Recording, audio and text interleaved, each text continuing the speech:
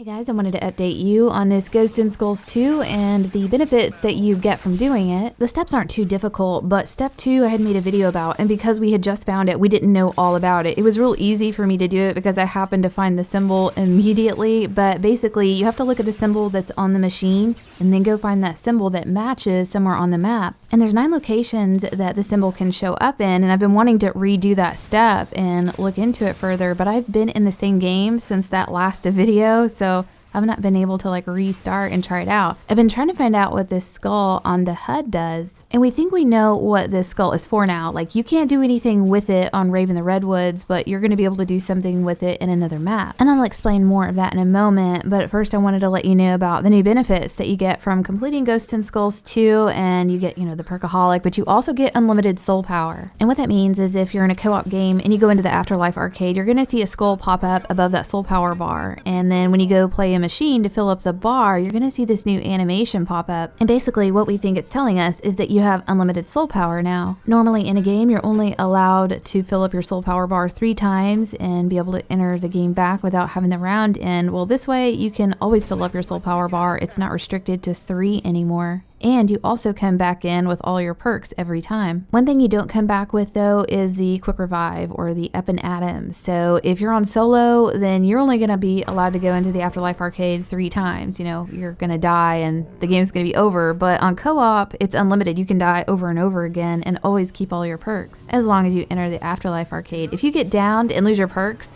just get downed again, bleed out, go into the Afterlife arcade, come back out, and you'll get your perks back. But this is definitely a step up from Ghosts and Skulls 1. You didn't have unlimited soul power, so that's something they've added this time. Now, as far as what the skull on the HUD is for, we think it's just something that's letting you know you got it done, and it's, saving it to your profile, and it's going to be used in a future map. It's going to give you some type of a pass or benefit, and it might be following the same theme of the soul key and the fuse that you pick up on Zombies in Spaceland.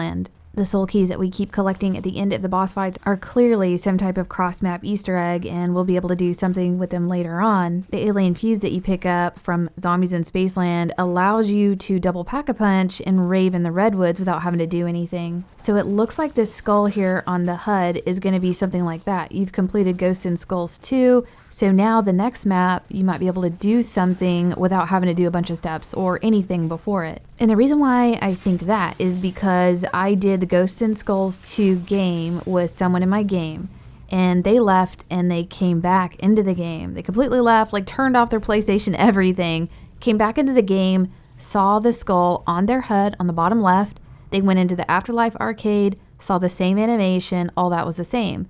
They left the game. I had someone else join my game that has not done Ghosts and Skulls 2. They had none of that. They did not have the skull on the screen, and they saw no animation inside of the Afterlife arcade. And the person that saw none of this on their screens, no skull in the HUD and no skull inside of the Afterlife arcade, and they had not completed Ghosts and Skulls 2, I had them rejoin again to confirm that it wasn't just some glitched out screen. And again, they did not see any of this stuff. So anyone that had joined my game would see the skull on the screen and would get some type of animation in the Afterlife arcade. So that clearly indicates that something is being tracked with each player's profile, showing if they've done it or not. There have been plenty of people, including myself, that have completed Ghosts and Skulls 2. We've got the skull on the screen and we've not been able to find any other Easter eggs that are related to it. And if a lot of time passes and we still don't find anything to do with it, then yeah, it's probably just being tracked. It's showing that, it's been completed, and we're gonna have to wait for the next map to see what it does for us. Lee Ross made a tweet that made it seem like maybe there was more to this Ghosts and Skulls 2 whenever you finish it. Someone had said,